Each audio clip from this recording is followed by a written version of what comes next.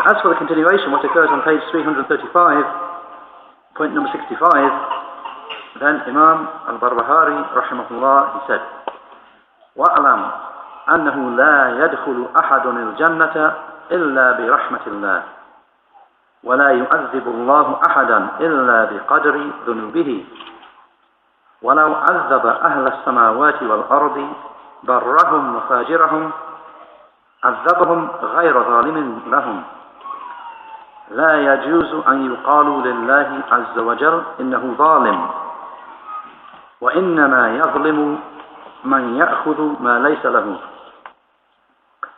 والله له الخلق والأمر والخلق خلقه والدار داره لا يسأل عما يفعل وهم يسألون ولا يقال لما وكيف ولا يدخل أحد بين الله وبين خلقه. The saying of Imam al-Barbahari rahimahullah, and know that no one will enter paradise except by the mercy of Allah, and that Allah will not punish anyone except according to the degree of his sins. And if he were to punish all the inhabitants of the heavens and the earth, the righteous and the wicked amongst them, then he would be punishing them without being unjust to them. And it is not permissible to say about Allah, the Mighty and Majestic, that He is unjust, since the unjust is the one who takes something that is not his to take, whereas creation and decree is for Allah. The creation is His creation, and the world is His world. He is not to be questioned about what He does, but they will be questioned. And it is not to be said why and how, and no one can enter between Allah and His creation. Shaykh Fawzan, hafidhullah, he said in explanation, he's saying, وَأَعْلَمْ أَنَّهُ لَا يَدْخُلُ أَحَدٌ الْجَنَّةَ إِلَّا بِرَحْمَةِ اللَّهِ. And you should know that no one will enter paradise except by the mercy of Allah.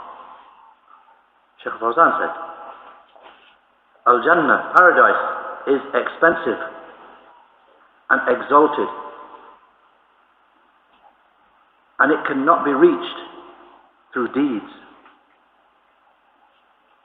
No matter how much a person works, and even if he does all the acts of obedience, then his deeds will not meet up to the favors that have been bestowed upon him. His deeds will not meet up to the favors that have been bestowed upon him. So if he were to be brought to account for the favors, for the ni'am, if he were to be brought to account for those favors, then no deed would remain for him. This is from one aspect. I mean, if his deeds were piled up against the favors of Allah upon him, and measured against measure, his deeds would disappear. He'd vanish in comparison to the favors of Allah upon him. Shaykh said, this is one aspect. The second aspect is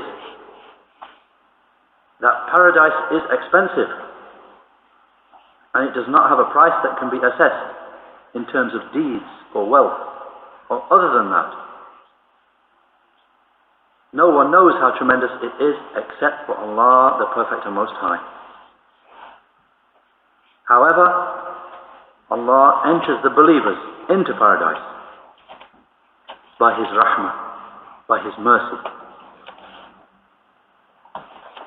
on account of their deeds, by means of their deeds.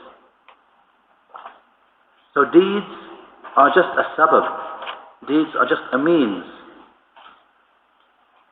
towards entry into paradise, but they do not necessitate entry into paradise. Shaykh made the distinction there. No doubt performing righteous deeds is a means towards paradise.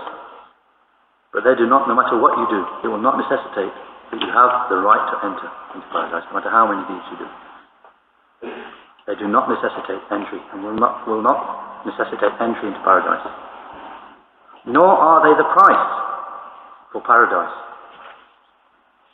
And therefore he, sallallahu alayhi wa sallam, said, لَنْ يَدْخُلَ أَحَدٌ مِنْكُمُ الْجَنَّةِ بِعَمَلِهِ.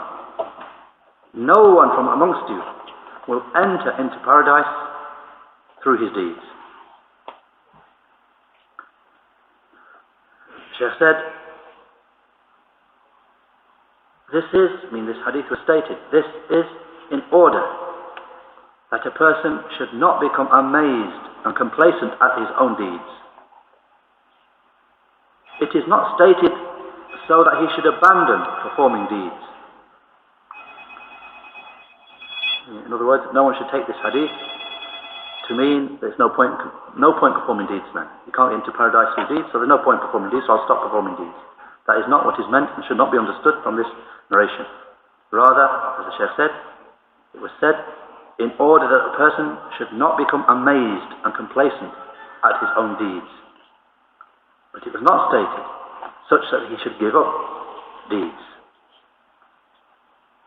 He said, and his saying, he the Most High, أُدْخُلُوا الْجَنَّةَ بِمَا كُنْتُمْ تَعْمَلُونَ.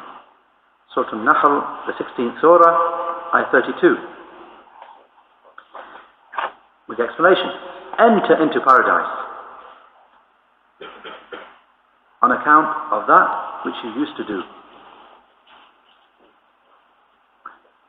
Shaykh Fawzan said, referring to the word here, بِمَا كُنْتُمْ تَعْمَلُونَ. Because of that which you used to do, on account of that which you used to do. He said, the ba here does not show compensation or a price. It doesn't mean that you've paid the price, you've done the deeds now, therefore you've paid the price for entering into paradise, you've earned your due compensation. It doesn't mean that. It doesn't mean enter into paradise because you've paid the price for that. No. He said, rather the ba here, bima kuntum ta'malun, is to show a cause or a means. Meaning, by means of those deeds that you used to do. As is shown by the hadith that you mentioned just before, لَنْ يَدْخُلَ أَحَدٌ مِنْكُمُ الْجَنَّةَ بِعَمَلِهِ. The Prophet ﷺ said, none of you will enter into paradise through his deeds. So they said, وَلَا أَنْتِ يَا رَسُولَ اللَّهِ, not even you, O Messenger of Allah. So he said, وَلَا أَنَا إِلَّا أَنْ يَتَغَمَّدَنِ اللَّهُ بِرَحْمَتِهِ. Nor even me, unless Allah covers me with His mercy. In a footnote, they mentioned, reported by Al-Bukhari in his Sahih, and the hadith number should be hadith 6463, 6463. And Muslim in his Sahih, hadith 2816, from a hadith of Abu Hurairah radiallahu anhu. The Shaykh said, so a person should not become amazed at his own deeds. However, a person will not enter into paradise except by means of actions, by means of deeds. So if a person did not perform any deeds, he will not enter paradise because he has not carried out the means. And the Shaykh is making the point here, again, that deeds are a means towards paradise. If you don't carry out the means, then you will not enter into paradise. And if you carry out the means, then Allah, from His mercy, will enter you, inshaAllah, into paradise. And he said, his saying, وَلَا يُعَذِّبُ اللَّهُ أَحَدًا إِلَّا بِقَدْرِ ذُنُوبِهِ. And Allah does not punish anyone except in accordance with the degree of his sins. Shaykh Fawzan said, paradise is fadl, paradise is a favor from Allah, the Majestic and Most High, and is through the mercy of Allah. and deeds are a means for entry into it. And the people of the fire will not be punished except in accordance with their sins. They will not be punished because of the sins of other people. And they will not be punished whilst not having sins. So this is from adl, this is from justice.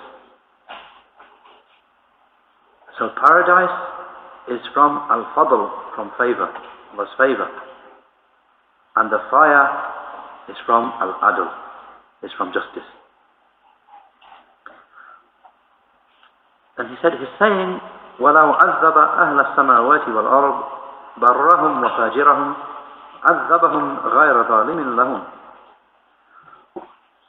He said, and if he were to punish the inhabitants of the heavens and the earth, the righteous ones of them and the wicked ones of them, then he would be punishing them without being unjust to them.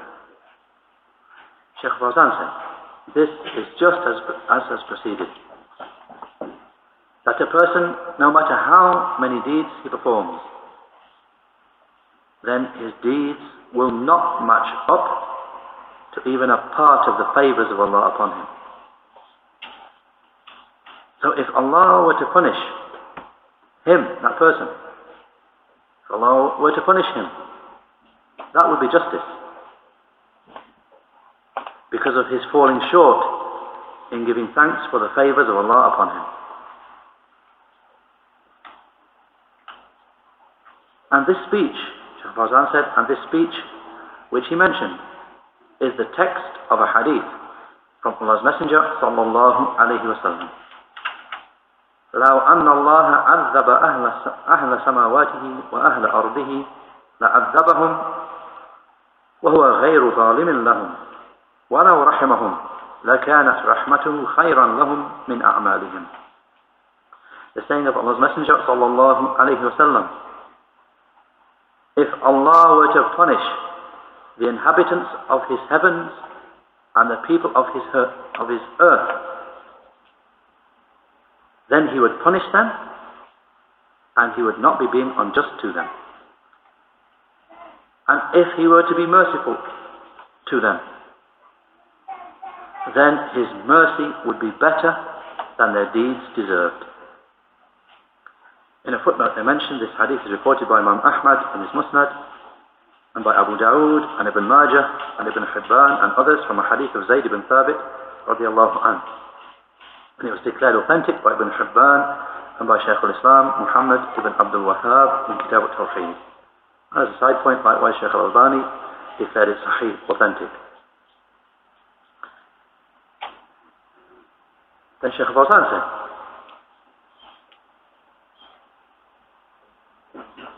continuing this point, because he would punish the evildoer on account of his evil acts, meaning if Allah punished all the people, the wicked and the good, all of them, if Allah were to punish all of them, then that would not be unjust from Allah.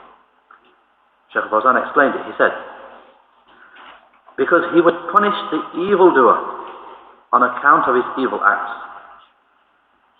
and he would be punishing the righteous person because of the fact that his deeds did not qualify him for entry into paradise, because he did not match the favors of Allah upon him. And Shaykh Fawzan said, he's saying, لا يجوز أن يقال لله عز وجل إنه ظالم.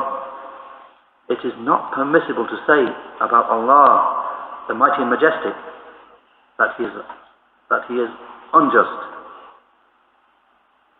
Shaykh Fawzan said, Allah the majestic and most high has declared himself free of dhulm, of oppression, injustice. Then Shaykh Fawzan quotes a number of ayahs proving this. He said, وَمَا رَبُّكَ بِظَلَّامٍ لِلْعَبِيدِ Surah Fussilat, the 41st Surah, ayah 46. The explanation, and your Lord is not unjust to the servants. لا ظلم اليوم إن الله سريع الحساب. Surah Ghafir, 40th Surah, Ayah 17. With the explanation, there will be no injustice on this day. Allah is quick in reckoning. وَلَا يَظْلِمُ رَبُّكَ أَحَدًا. Surah Al-Kahf, the 18th Surah, Ayah 49. With the explanation, and your Lord does not wrong anyone. وَمَا ظَلَمْنَاهُمْ وَلَكِنْ كَانُوا هُمُ الظَّالِمِينَ. Surah Az-Zukhruf, the 43rd Surah, Ayah 76. With the explanation, and we did not oppress them. However, they were the wrongdoers. وَمَا ظَلَمْنَاهُمْ وَلَكِنْ كَانُوا أَنفُسَهُمْ يَظْلِمُونَ. Surah An-Nahl, the 16th Surah, Ayah 118. With the explanation, and we did not oppress them, but rather they oppressed their own souls. And then finally, Shaykh Fawzan quotes a hadith to prove this, a hadith Qudsi. يَا عِبَادِي إِنِّي حَرَّمْتُ الظُّلْمَ عَلَى نَفْسِي وَجَعَلْتُهُ بَيْنَكُمْ مُحَرَّمًا فَلَا تَظَالَمُوا. The hadith Qudsi, where the Prophet ﷺ reported the words of his Lord, He the Most High, that he said, O my servants, I have made oppression forbidden for myself, and I have made it forbidden for you to oppress one another. So do not commit oppression. Do not commit dhulm. In a footnote they mention this hadith is reported by Muslim as hadith 2577 from a hadith of Abu Dhar radiallahu anhu. And of course it's a hadith included in the 40 hadith of Imam Nawawi as hadith number 24. Shaykh Fawzan said, so Allah the Majestic and Most High is a just judge, and oppression, dhulm, does not befit him. He said, he's saying, وَإِنَّمَا يَظْلِمُ مَنْ يَأْخُذُ مَا لَيْسَ لَهُ وَاللَّهُ لَهُ الْخَلْقُ وَالْأَمْرُ. He said, and oppression is only one taking that which is not his to take, whereas creation and decree is for Allah. Shaykh Fawzan said, explaining, al-dhulm, oppression, is to take the right of the people. I mean, to wrongfully take the right of the people. He said, and do the people have any right over Allah? They have no right over and upon Allah. They have no right. People have no right upon Allah. And no one can make anything binding upon Allah. Rather, the right of the servants with Allah is that he should not punish one who does not associate anything with him. Then he makes an important point. This is a haqq, this is a right which He the Perfect has given as a favour. It's a right that Allah has given. It's not a right they automatically have upon Allah. That is people's right they have on Allah. He has to do. No, this is a right that Allah has given to them as a favour upon them. Then Shaykh Fawzan continued, and dhulm, oppression, is, in a different wording, a different definition, different wording of what is dhulm, oppression. He said, and oppression, dhulm, is to put something in other than its due place. So Allah does not put punishment upon those who deserve bliss, and He does not give bliss to those who deserve punishment. Rather, He gives bliss to those who deserve it, and He gives punishment to those who deserve it. And this is al-adl, this is justice. But as for the opposite, then that would be oppression. If He were to punish, the people of Iman, the people of true faith, and bestow honor to the people of disbelief. This would be oppression. And Allah is free of that. It is not possible that He will punish the people of Iman, true faith, and bestow honor upon the people of disbelief. And that He will enter the disbelievers into paradise and enter the believers into the fire. This does not befit Allah, the Perfect and Most High. And He's saying, وَاللَّهُ لَهُ الْخَلْقُ وَالْأَمْرُ وَالْخَلْقُ خَلْقُهُ وَالدَّارُ دَارُهُ. And Allah, creation and decree are for Him. And the creation is His creation. And the world is His world. Shaykh Fawzan said,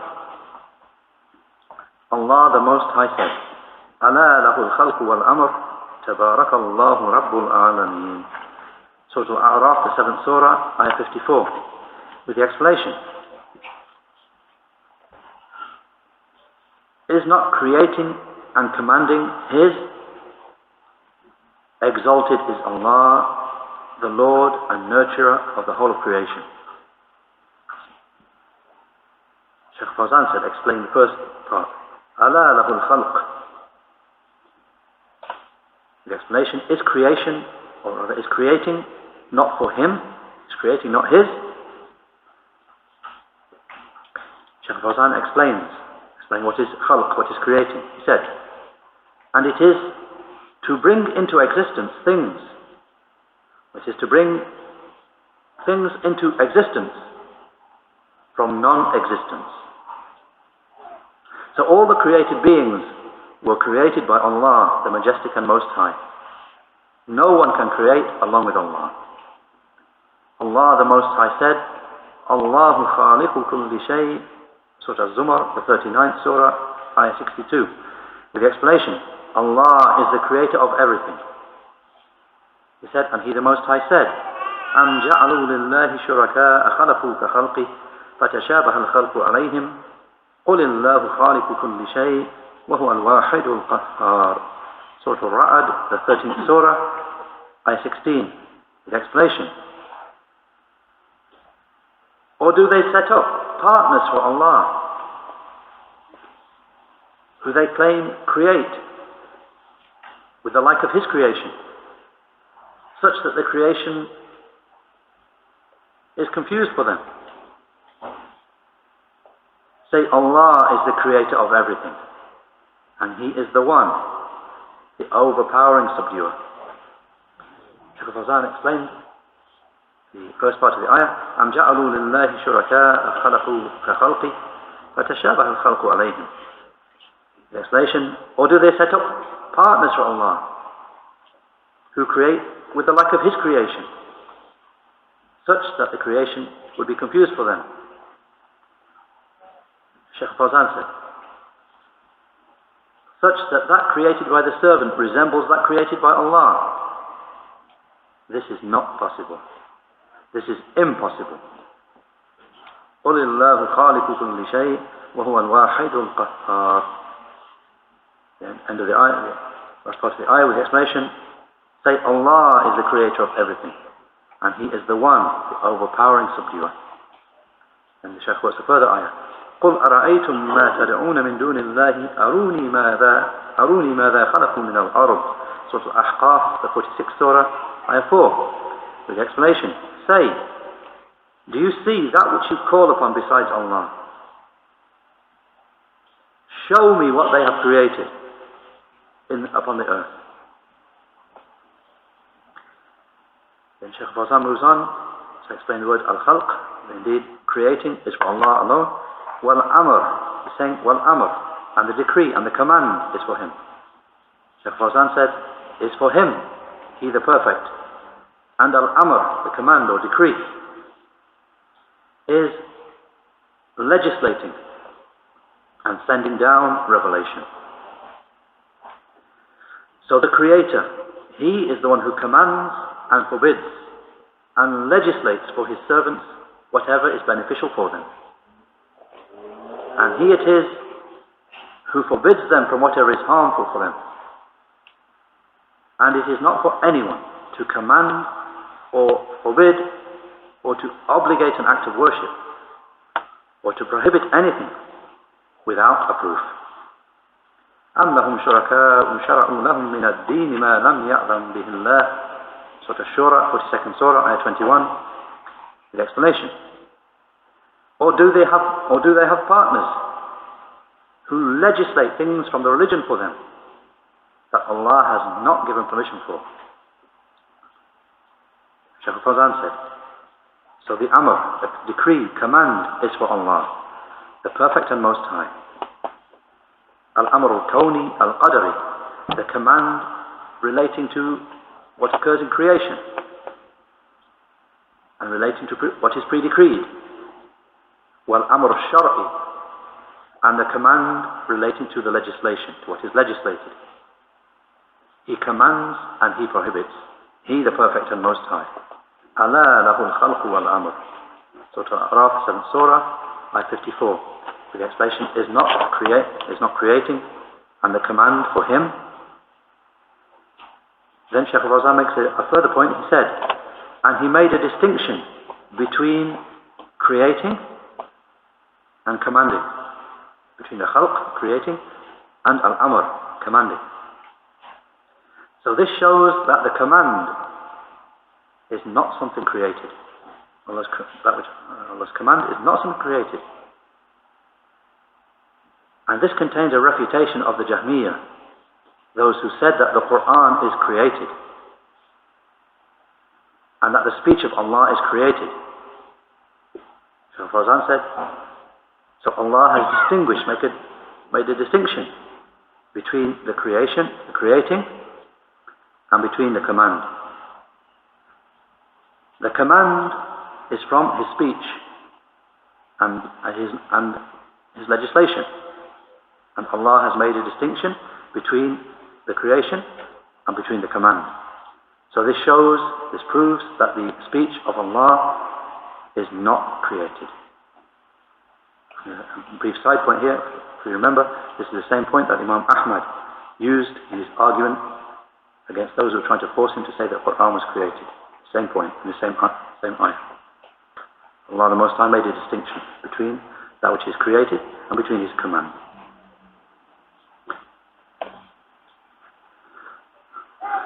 Then Shaykh Fawzan mentions the point, وَالدَّارُ دَارُهُ, and the abode or the world is His world. He the Majestic and Most High. Shaykh Fawzan said, and the worlds, the abodes are three. Now he mentions the first, second and third of them, all the abodes that people have to pass through. Firstly, Darul Dunya, the abode of this world. And he mentions the second, wa Darul Barzakh, and the intermediate period. The second one, meaning the period after death, the period in the grave. And the third one, wa Darul Qarar, wa hiya al-akhirah. And the third one is the abode of permanent residence, and it is the hereafter. He said, all of them belong to Allah, the Perfect and Most High. He said, he's saying, وَلَا يُسْأَلُ عَمَّا يَفْعَلُ وَهُمْ يُسْأَلُونَ. And He, meaning Allah the Most High, He will not be asked about what He does, but they will be asked. Shaykh Fawzan said, He cannot be asked about what He does, He the Perfect and Most High, because His actions contain no deficiency and there is no flaw in them, no shortcoming in them. So they are perfect and precise, and they never suffer from any deficiency or any shortcoming. And questions are only to be asked about one who has deficiencies or shortcomings in his actions. So Allah cannot be asked about what He does. Who is to be questioned about his deeds? Asked, well, why did you do this? Why did this? And such. It's the person who has deficiencies in his deeds. Then he's going to be questioned about that, his deficiencies. As for the actions of Allah the Most High, as the Shaykh said, There is no deficiency in them at all. They are perfect and precise. So therefore he cannot be asked about what he does. He said, and questions are only to be asked of one who has deficiencies and shortcomings in his actions. So Allah cannot be asked about what he does, because his actions are perfect and complete. He said, it is not just on account, in this point here, that Allah is not to be asked about whatever he does. There are two reasons. The Shaykh mentioned two reasons. This is the first reason, because whatever he does is perfect and complete. So there's no way that Allah is to be asked about it. And he mentions the second. He said, it is not just on account of his overpowering and his lordship, as is said by those who say it, that he cannot be asked because of his tremendousness, he the perfect and most high, and because of his majesty. Shaykh said, however, it is not this alone. Meaning, that is correct. No one can ask Allah. Who can ask Allah, the tremendous, the overpowering one? Who is there to ask, to stand up to him and ask him? No one. No one can do that. But that's not the only reason he's not to be asked. I mean, because he's overpowering, he's the tremendous one, he's the tremendous Lord, so no one can ask. That's not the only, that's a reason, but it's not the only reason. As some people say, that's the only reason. No. The other reason, is what the Shaykh mentioned first, because his deeds are perfect. There's no deficiency in his deeds whatsoever, so how can he be asked?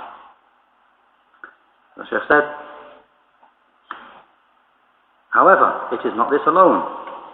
Rather, he is not to be asked also, because his actions are perfect and precise. They do not suffer from any deficiency at all, or any flaws.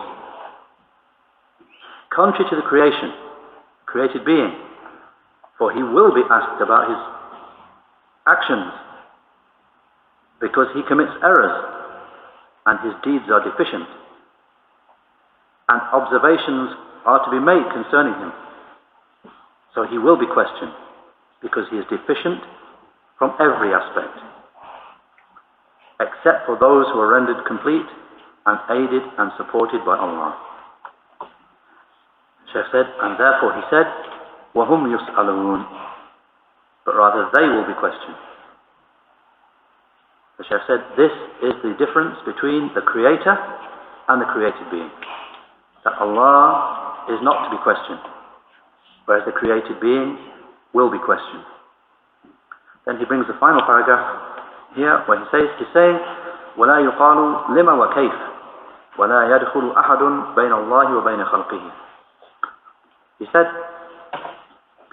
and it is not to be said, how? How is that? Or rather, it's not to be said, why? And how is that? And no one can enter between Allah and His creation. Shaykh Fawzan said, no objection is to be raised about Allah, such that it is said, why did Allah create such and such? And how did Allah create these things? This is not permissible with respect to Allah, the Perfect and Most High. Rather, it is upon us to submit and to comply, and to believe that the actions of Allah are perfect and complete, and do not suffer any deficiency or shortcoming. So even if some of the points of wisdom or the underlying reasons remain hidden to us, then still we do not ask about them. Rather, we submit. So if we understand the wisdom and the underlying reason, then this is fine. But if we do not reach it, if we do not understand it, then we submit. And we do not raise objections to Allah or withhold from action until we know the wisdom or the underlying reason.